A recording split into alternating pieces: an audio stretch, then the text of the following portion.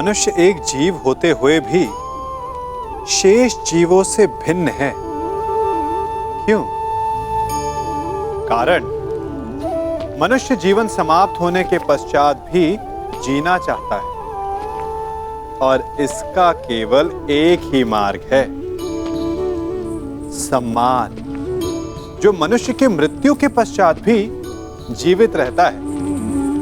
उस सम्मान को पाने के लिए मनुष्य वर्षों प्रयास और परिश्रम करता है और ऐसे में शत्रु के लिए सबसे सरल लक्ष्य बन जाता है आपका सम्मान।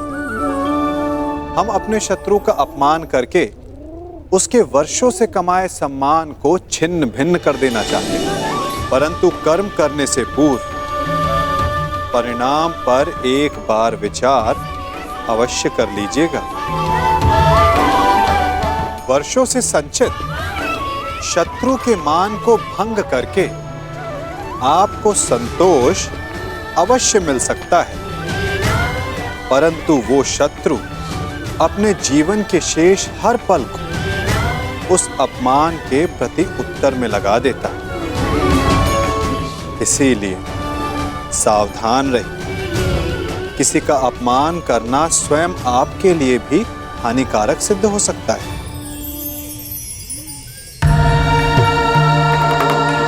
धृतराष्ट्र पुत्र दुर्योधन की ओर से पांडु पुत्र नहीं, धर्मराज पुत्र युधिष्ठिर को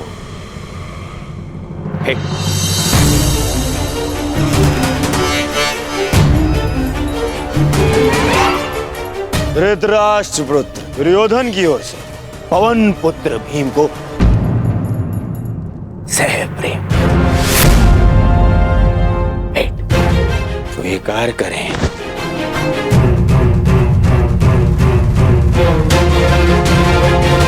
धनुर्धारी अर्जुन इंद्र के पुत्र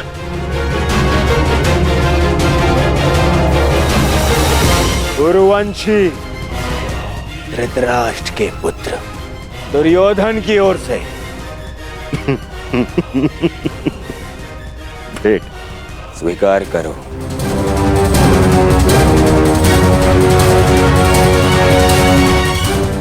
अश्विनी कुमार के पुत्रों को धृतराष्ट्र पुत्र दुर्योधन की ओर से भेंट।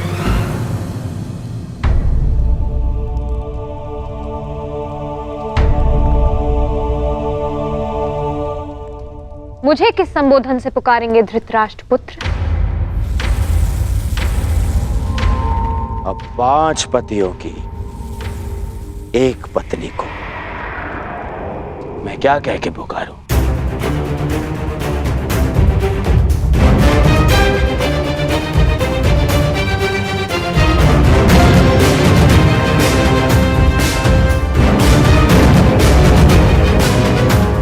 फिर भी तुम्हारा जन्म यज्ञ की अग्नि से हुआ है, तो तुम्हें यज्ञ पुत्री कह सकता हूं।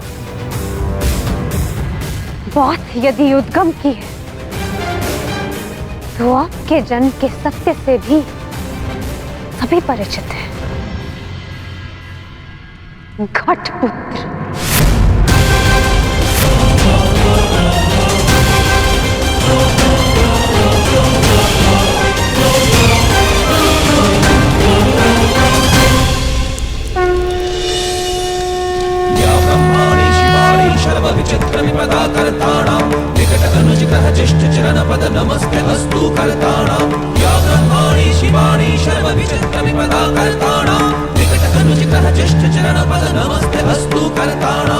अब राजसूय यज्ञ संपन्न हुआ। अतिथियों के पूजा के बाद ही आप सम्राट सिद्ध होंगे। मैं अग्र पूजा के लिए उन्हें आमंत्रित करना चाहता हूं जो आर्य व्रत के सर्वश्रेष्ठ पुरुष हैं, जिनके कारण ये यज्ञ संपन्न हुआ है, और वो हैं वासुदेव कृष्ण।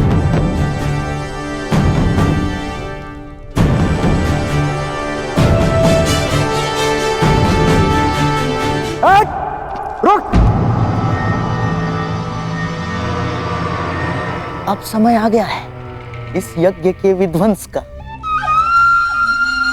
और शिशुपाल की दुष्टता के प्रारंभ का। समय आ गया है शिशुपाल की धृष्टता के अंत का। किसकी अग्र पूजा कर रहे हो युधिष्ठिर? इस कृष्ण की? अग्र पूजा उसकी होती है जो हर क्षेत्र में सर्वश्रेष्ठ हो, हर क्षेत्र में अग्र हो। और ये कृष्ण, ये तो छल करने में अग्र है। मैं इसको सर्वश्रेष्ठ नहीं मानता। शिशुपाल, अग्र पूजा किसकी की जाए वो यज्ञ के आह्वानकर्ता का अधिकार है। आप अपनी मर्यादा से बाहर जा रहे हैं। निसंदेह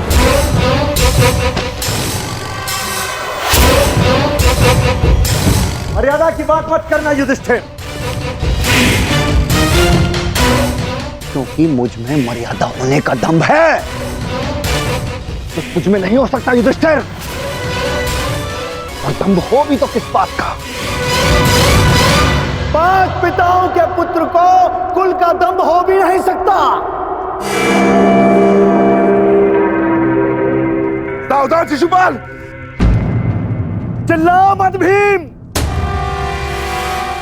इस बार चिल्लाने से कुछ नहीं होगा, सत्य ही कह रहा हूं। राजसूय यज्ञ कर लिया, परंतु सम्राट होने का गर्व कहां वर्णावत के भगोड़ों के पास। कहीं दान में मिले राज्य को पाकर शूर होने का भ्रम तो नहीं तुझे? जरासंध को छल से मारने के पश्चात स्वयं को न्यायशील कहने का साहस भी नहीं। केवल शरीर ही बड़ा पाया है या साहस भी है भगोड़े कहेंगे? अगर साहस है तो उठाओ शस्त्र। आप अतिथि हैं छेदी नरेश, अतिथि स्वीकारिए। विघ्न क्यों डाल रहे हैं? शांत युधिष्ठिर, मुझे रोक रहे हो। अपनी माता को रोका होता जब उसने एक स्त्री को 5 पुरुषों में बांटने का आदेश दिया।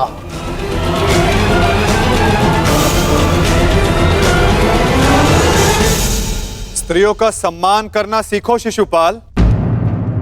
ये मत भूलो कि तुम भी एक नारी की कोख से जन्मे हो।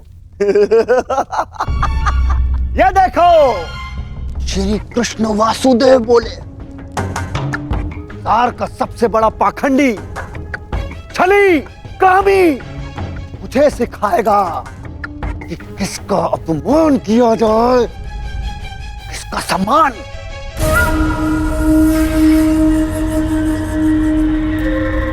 अग्र पूजा की कामना रखने वाले, तू जानता है तेरा नाम कृष्ण क्यों पड़ा? क्योंकि तू है ही मन का काला।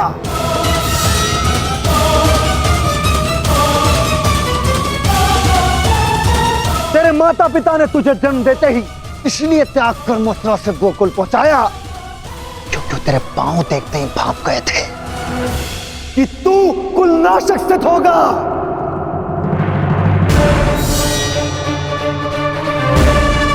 वही किया तूने, वही किया, अपने मामा का वध। जीभा और अश्व की गति एक समान होती है शिशुपाल। यदि उसके रास को कसकर ना रखा जाए तो अश्व अपने सवार को गिरा देता है और जीभा बोलने वाले को। श्री कृष्ण वासुदेव की बड़ी बड़ी बातें, अरे जो सत्य है उसको कहने में जीभा को लाज कैसी? बचपन से धूर्त रहा है तू।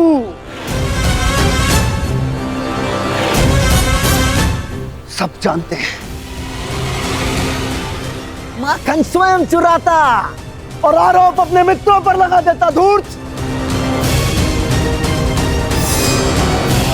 मुझे कहता है कि जीवा पर रास कसूं।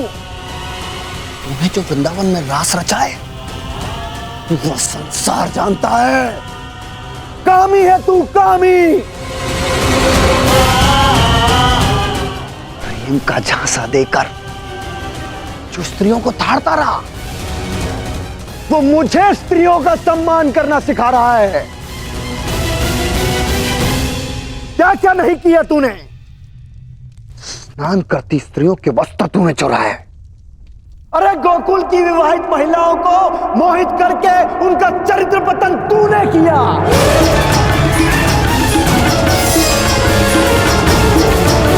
गोकुल की विवाहित महिलाओं को मोहित करके उनका चरित्र पतन तूने किया। मैं सावधान करता हूं तुम्हें, मेरे धैर्य की परीक्षा ना लो शिशुपाल, अपनी सीमा में रहो।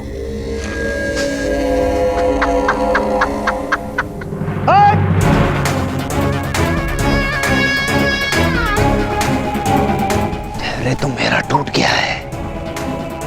उसकी अग्र पूजा होते देखकर जिसने सदा पीठ पीछे से प्रहार किया। कायर है तू, कायर। सीमाएं तो तूने लांघी हैं। छल से रुक्मणी का हरण किया तूने। स्त्रियों का अपहरण करने वाले दुष्ट। तुम्हारे पापों का घड़ा भरता जा रहा है शिशुपाल, सावधान।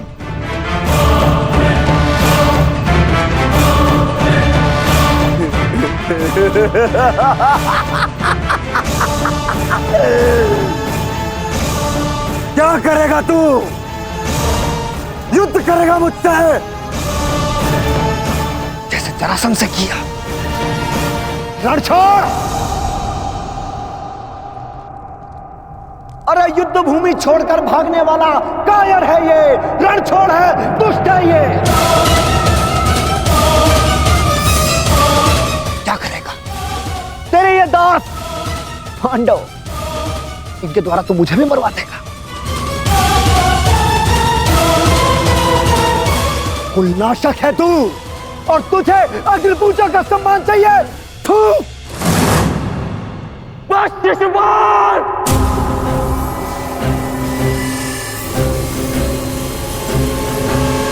अपनी सीमा को वश में रखो। हट। मुझे एक सूत पुत्र की मंत्रणा की आवश्यकता नहीं है। ये मेरा और इस ग्वाले का प्रकरण है।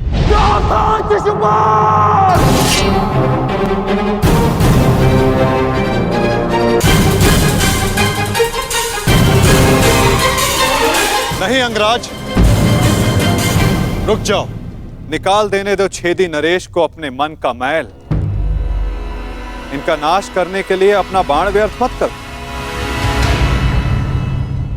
इनकी जीभा स्वयं इनके नाश का कारण बन जाए।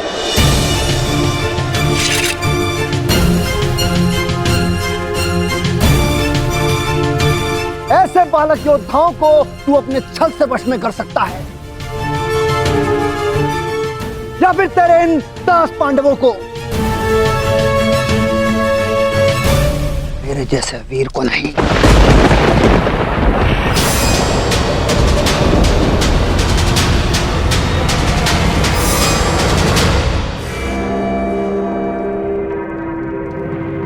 श्री,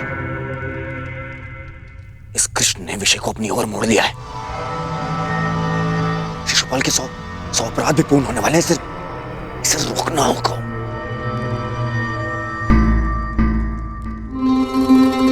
शिशुपाल, ठहरो। चुप।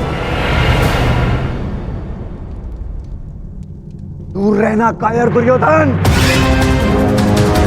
स्वयं से कुछ होता नहीं है और मुझे रोक रहे हो। बैठे रहो अपने मामा को त्रिया पकड़कर। आज इस स्त्री के मान का पाखंड करने वाले को उसका उचित स्थान दिखाकर रहूंगा मैं।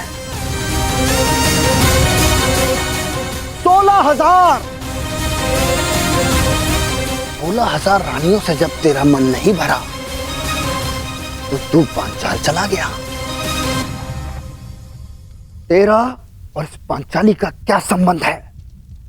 किसी से छिपा नहीं है।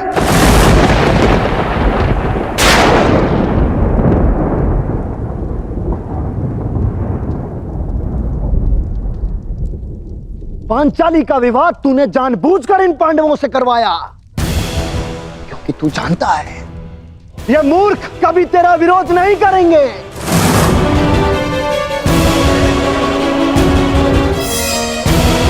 सखा सखी सखा सखी की संबंध की आड़ में क्या रासलीला रचा रहा है तू, ये मैं भली भांति जानता हूं।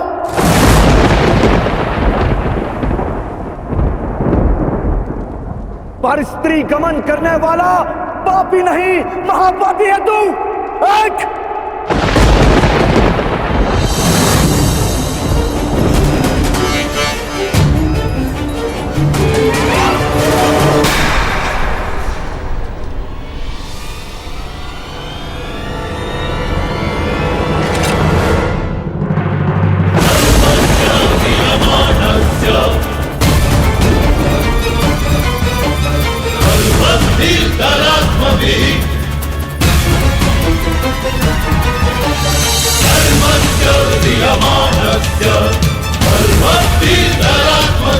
तुम्हारे पापों की सीमा समाप्त हुई और मेरी सहनशीलता भी।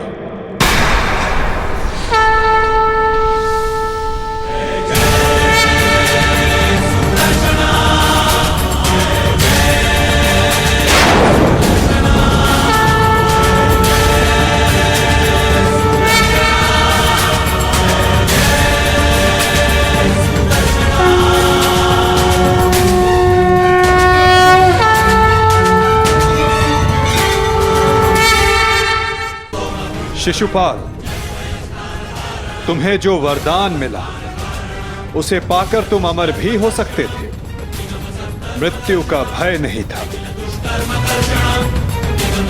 इसलिए संसार और मानवता की भलाई के लिए, उसके कल्याण के लिए तुम वो कार्य कर सकते थे जिनके लिए तुम्हारा नाम सदा स्मरण किया जाता शिशुपाल। परंतु शक्तिशाली होने के अहंकार में तुम अपने वरदान को व्यर्थ कर बैठे शिशुपाल।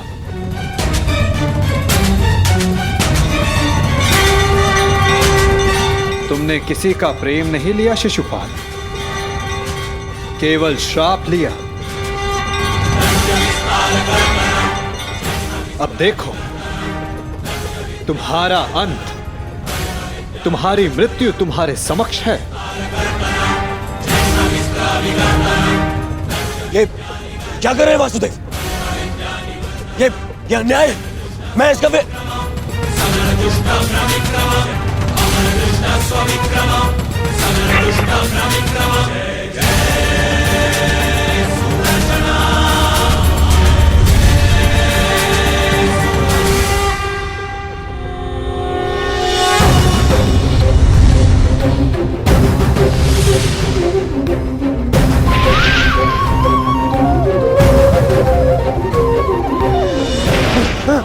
दुर्योधन बचा लीजिए।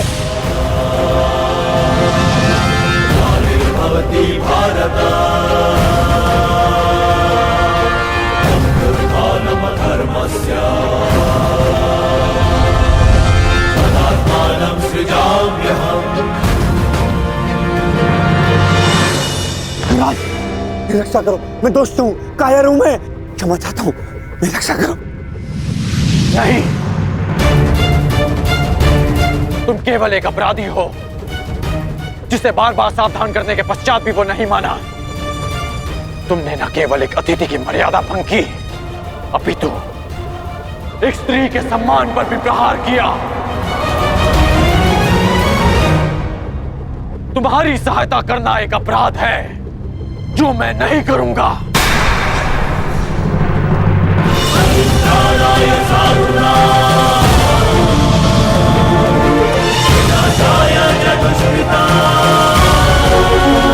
वासुदेव, क्षमा करना।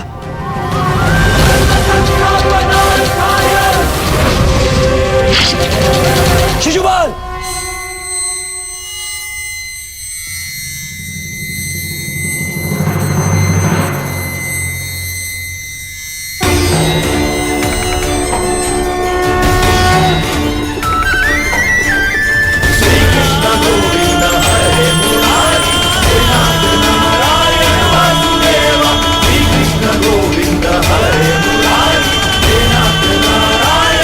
यही तुम्हारे पापों और अपराधों का अंत है, और तुम्हारे दुखों से तुम्हारी मुक्ति भी।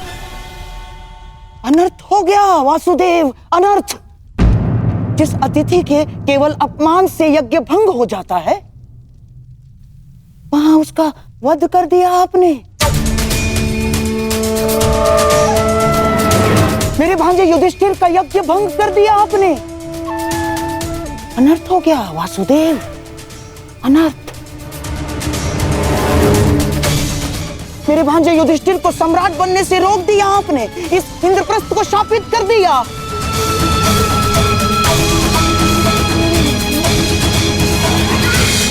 मामा श्री उचित कह रहे हैं। ये यज्ञ भंग हो गया। नहीं दुर्योधन, प्रथम आतिथ्य ने अतिथि का वध नहीं किया।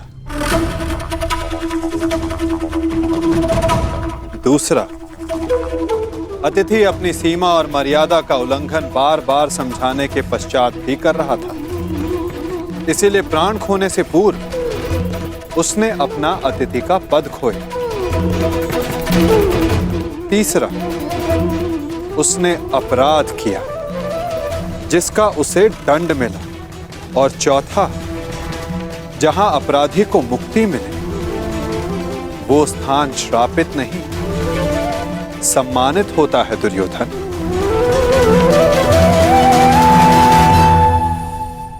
विश्वास ना हो तो अपने मित्र अंगराज से पूछ लो। वासुदेव ठीक कह रहे हैं मित्र।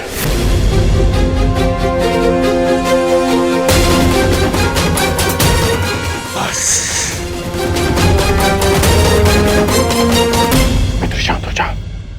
इस समय तुमने कुछ कहा या किया वो तुम्हारे विरुद्ध जाएगा। मित्र, तुम हस्तिनापुर के प्रतिनिधि हो। तुम्हारी एक भूल हस्तिनापुर का गौरव सदा के लिए नष्ट कर देगी। शांत हो जाओ मित्र। नहीं! मैं शांत नहीं रहूंगा। यहाँ एक अतिथि की मर्यादा को भंग किया गया है। अब मैं इस स्थल पर एक क्षण नहीं रुकूंगा।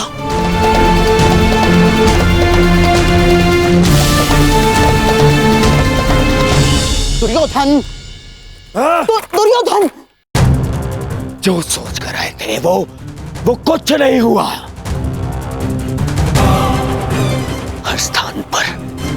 हर स्थान पर हमें छलने के लिए प्रयोजन किए गए। मुझे तो ये समझ में नहीं आता कि हम यहाँ आए हैं क्यों थे। चलिए मामाश्री। मित्र, मित्र, मामाश्री, इसे कहिए कि मेरे सामने ना आए। मित्र कहता है मुझे न्याय की बात कहकर उसी की बात का विरोध करता है ये। मैं तुम्हारा विरोध नहीं कर रहा हूं मित्र।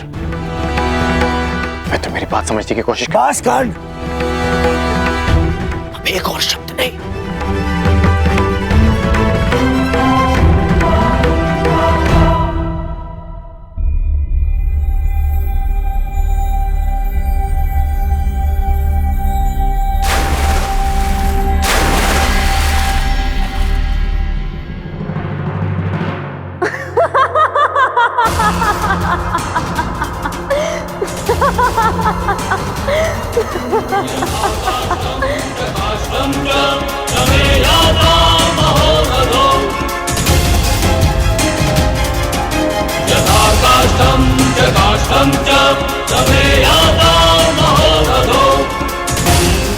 सबकी उनके पिता से तुलना करने वाला स्वयं भूल बैठा कि वो किसका पुत्र है।